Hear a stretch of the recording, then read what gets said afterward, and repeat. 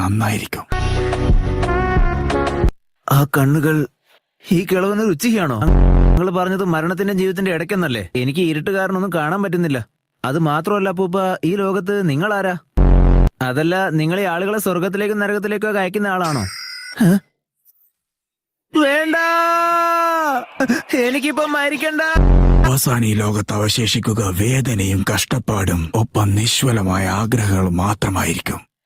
ഈ കിളവന് ഇത് എന്തൊക്കെയാ പുലമ്പിക്കൊണ്ടിരിക്കുന്നേ? സ്നേഹത്തെ സംരക്ഷിക്കണമെന്നതിൽ നിന്നാണ് വെറുപ്പമുണ്ടാവുന്നത്. ഓ, കിളവന്റെ ക്ലാസ് എടുപ്പ് തുടങ്ങിയല്ലോ. ഈ വയസ്സായവന്മാര് ക്ലാസ് എടുക്കാൻ തുടങ്ങിയാ പിന്നെ ഒരിക്കലും നിർത്തും. എന്താണ് വിശേഷം? സുഖം തന്നെയാണോ? ഒട്ടും സുഖമില്ല. ഒന്നും ഭക്ഷണം കഴിക്കേണ്ട ആവശ്യമേ ഇല്ലല്ലോ. ആ ചെലവ് മിച്ചം. പിന്നെ ബാത്റൂമിൽ പോകണ്ട.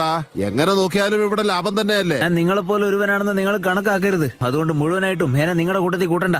സത്യം പറഞ്ഞ ഈ ഉപകാരങ്ങൾക്കൊക്കെ നീ ഞങ്ങളോട് കടപ്പെട്ടിരിക്കണം. ശരിക്കും ഞങ്ങളെ നിന്റെ കൂട്ടത്തിലാണ് കൂട്ടാൻ പറ്റാത്തത്.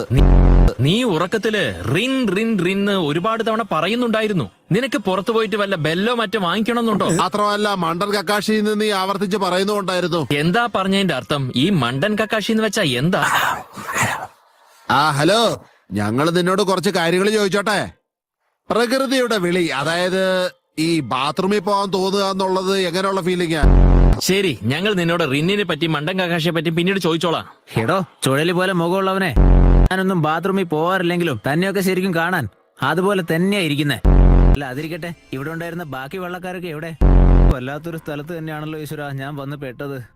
പോരാത്തതിന് യുവന്മാരുടെ ഒക്കെ മണ്ടത്തരവും ഞാൻ സഹിക്കണം. താങ്കൾക്ക് ഞാൻ പറഞ്ഞത് ബുദ്ധിമുട്ടായെങ്കിൽ ക്ഷമിക്കണം. Come on, let's go. वाह यार, ग्रेजुएशन मेरी है, हैंडसम आप लग रहे हो.